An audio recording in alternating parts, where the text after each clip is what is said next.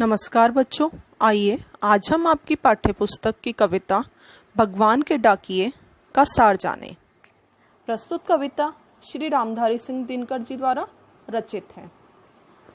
श्री रामधारी सिंह दिनकर जी का जन्म सन 1908 में बिहार राज्य के मुंगेर जिले के सिमरिया घाट नामक ग्राम में एक साधारण किसान परिवार में हुआ था।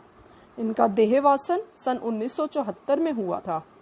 ये छायावादी काव्य आंदोलन को संपूर्णता प्रदान करने वाली उत्तर छायावादी काव्यधारा के महत्वपूर्ण कवि थे। इनकी प्रमुख काव्य रचनाएं रेणुका, हुंकार, कुरुक्षेत्र।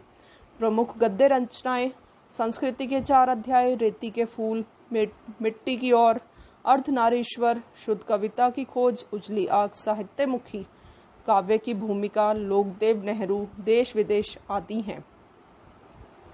प्रस्तुत कविता में कवि ने पक्षी और बादल को अपने संदेश का माध्यम बनाया है। पक्षी और बादल ये भगवान के डाकिए हैं जो एक महादेश से दूसरे महादेश को जाते हैं। हम तो समझ नहीं पाते हैं, मगर उनकी लाई चिट्ठियां पेड़ पौधे, पानी और पहाड़ बांधते हैं। प्रस्तुत पद्यांश में कवि ने कहा है कि पक्षी और बादल भगवान के संदेश को हम तक पहुंचाने वाले डाकिए हैं, जो भगवान का संदेश हम तक लेकर आते हैं। हम सामान्य जन तो पर उनकी लाई चिट्ठियों को नहीं समझ पाते हैं, पर जो पेड़ पौधे, पानी और पहाड़ हैं वो उनकी लाई चिट्ठियां अच्छी तरह से पढ़ पाते हैं।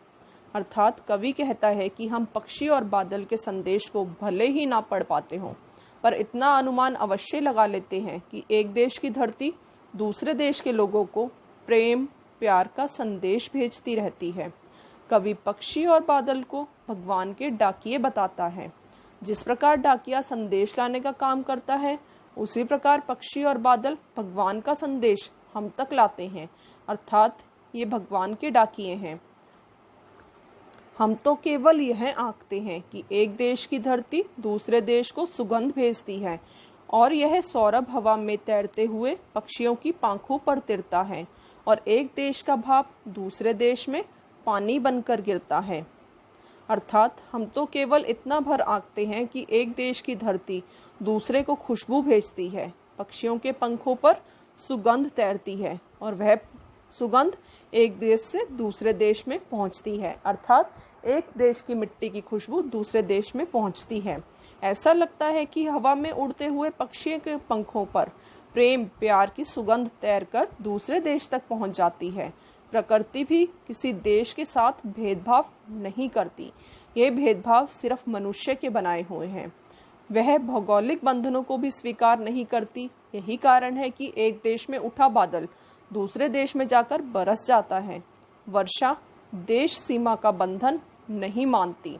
वर्षा यह होने के समय यह नहीं देखा जाता कि बादल किस ओर बरस रहे हैं, किस देश में बरस रहे हैं, कहाँ से वह भाप बनकर आए थे और कहाँ जाकर